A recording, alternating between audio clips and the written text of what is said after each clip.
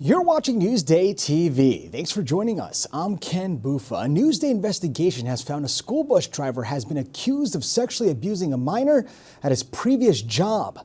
Sherry Einhorn has a story you'll see only in Newsday. This is Giovanni Campos. He's a former bus driver for a private company from Queens that was contracted to transport students in the Valley Stream Central High School District. He's accused of raping a 16-year-old Valley Stream student last year. According to a Newsday investigation, Campos had been fired nearly a decade ago from a previous job as a corrections officer at Rikers Island for an inappropriate relationship with a minor. During a disciplinary hearing in 2015, an administrative judge recommended Campos should be terminated from his position. Because he was never convicted, the case was sealed and the charges were eventually dropped. He did not have to disclose it by law. However, he did have to meet the requirements for the case to be sealed. And among these requirements was the sex offender program that he attended for 6 months. So how did he end up driving a bus filled with kids in Valley Stream? That's what parents want to find out. That's horrible. That's really horrible. I don't know why these people hired that type of people. According to state education department regulations, anyone applying to be a school bus driver is required to submit 3 letters of reference to the district attesting to their moral character. The district superintendent is then supposed to sign this approval form. Newsday filed a Freedom of Information request to try and find out whether the process was followed correctly. We requested from the school district any and all documents pertaining to Giovanni Campos, including 3 references that he should have provided to the school district when he was hired, and the school superintendent's approval. And these documents were not provided. Here's the application Campos filled out for employment with the Cheese Bus Company. As you can see, there's nothing listed for recent employment, and the entire reference section was left blank. Also, on the application from the bus company to the State Department of Motor Vehicles to get Campos a bus driver's license, previous employment is again blank. A lawyer for Cheese Bus tells Newsday the company complied with state law regarding background check requirements. The Pennsylvania Department of Education requires all employers and applicants to fill out this disclosure form. Basically, it asks if the applicant has ever been the subject of an investigation, told to resign, or been terminated from a position because of allegations of sexual misconduct or abuse. New York does not have the same law. They're supposed to be background checked properly because, he said, this is the kid, this is our future. The kid's our future.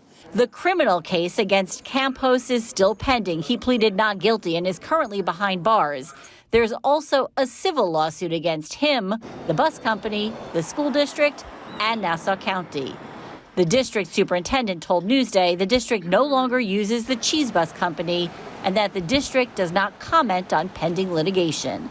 In Valley Stream, I'm Sherry Einhorn for Newsday TV.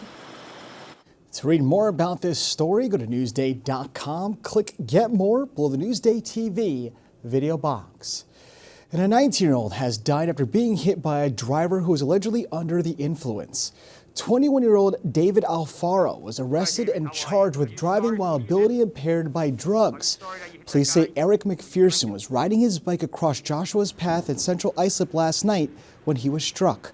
Now, police are asking anyone with information to call Crime Stoppers at 1-800-220-TIPS. And there's a new wave of lawsuits against Sean Diddy Combs. At least 6 were filed against the hip-hop mogul, accusing him of rape and sexual assault. And one of those cases involves a 16-year-old boy. The boy, who is now a man living in North Carolina, says it happened at one of Diddy's parties in the Hamptons back in 1998. 54-year-old Combs has pleaded not guilty to racketeering, conspiracy, and sex trafficking charges and has been held at a federal jail for nearly a month.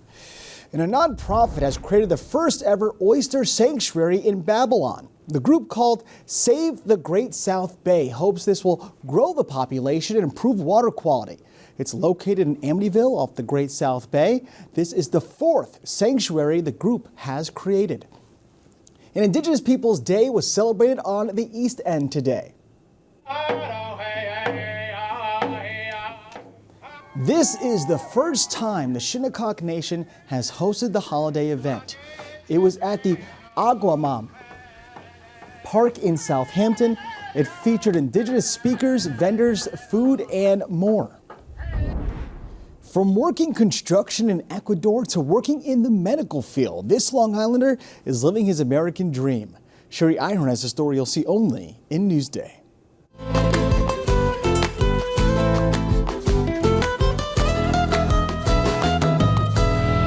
It was a challenge at the beginning. A dream and the determination to make it come true. Luis Bravo says that's what's always motivated him.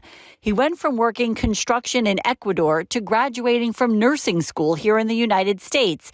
He's now working at St. Francis Hospital and Heart Center in Roslyn. It makes me humble, actually. Like, such a simple thing can make a big difference of anybody's life. That's what I take home. Every time that after a long day, I just look back and say, okay, I helped somebody today. And that makes me happy. Luis told me he knew no English when he came here at 20 years old, so he went to school to learn it.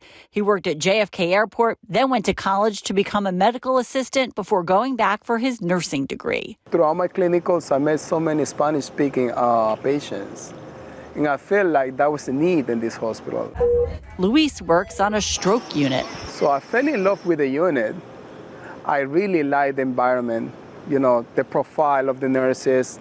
They all help each other. Luis says he often helps patients with basic translation. He's also working to become a translator in a more official capacity. You could just feel the kindness that comes off of him. He's someone who's so genuine and caring, who really wants to be there for his patients through the most vulnerable moments that they have in their life. And he's done that incredibly well so far. Luis told me he has this advice for anyone coming to the U.S. from another country wanting to make a fresh start.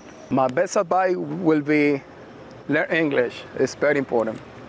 And follow your dreams. If you want to be a constructor, you want to be an engineer, this is a country where you can make anything happen. Look at me. In Roslyn, I'm Shari Einhorn for NewsdayTV.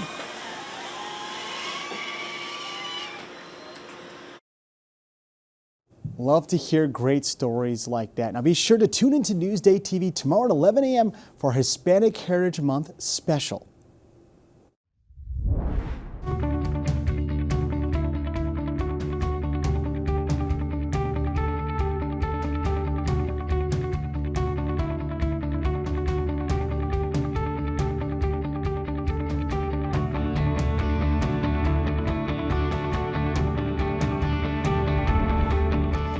Now let's take a look at your Long Island weather, and it's absolutely gorgeous and yes, even dry. So you can see tonight we are in the 40s, so it's a bit chilly, and tomorrow we're just scraping by underneath the 60s. Taking a closer look at tomorrow, you can see we do have some cloud cover in the mid 50s to upper 50s. And as for the 7-day forecast, well, it's going to be gorgeous. As my technical director's daughter would say, Emma, we're going to be outside.